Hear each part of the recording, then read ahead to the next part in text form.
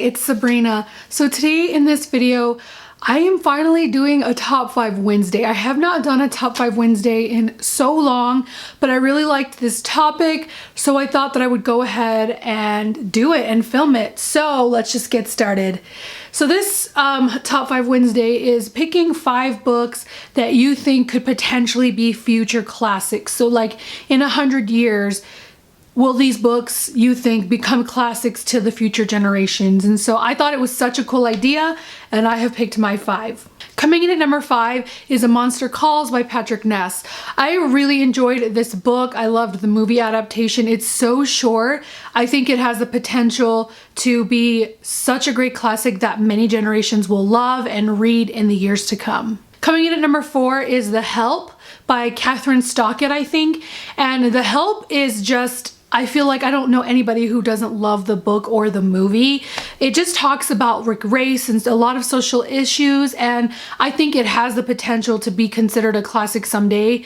It's not a super old book, but it's also not super new, so I think just give it a little bit of time and it will be considered a classic, something that hopefully the future generations can look back and read like, whoa, America used to have a really huge problem with race and now it's not a problem.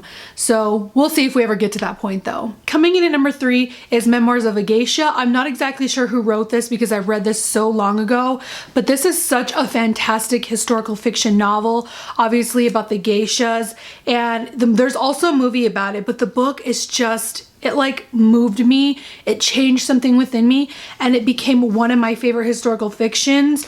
And I just love that it talks about like sexism, and I don't know, it's such a great book. And if you haven't read the book, then I advise you read it. If you're not into reading, watch the movie. It's super great, and it's also kind of sad and heartbreaking, but I would so recommend it, and I love it, and I hope one day it becomes a classic. Coming in at number 2 is Ready Player One by Ernest Cline.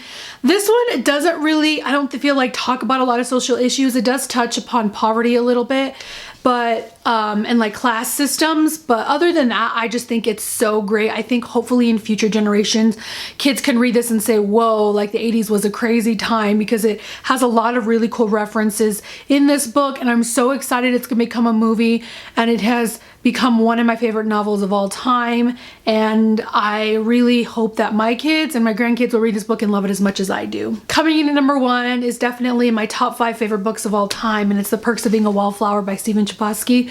I feel like everyone's gonna put this on their list because it's such a good book and such a good movie. Like, I feel like it's one of the better done adaptations out there.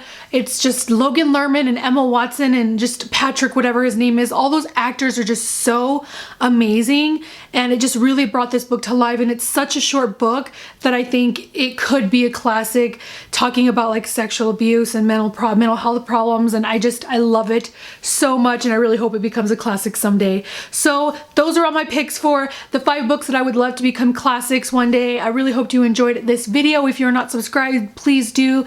I'd really appreciate it. I'll talk to you very, very soon, and of course, thanks for watching. Like, okay, even though this was set for PG, Beast does, spoilers is spoilers, so if you don't want to hear this, you know, click or mute me.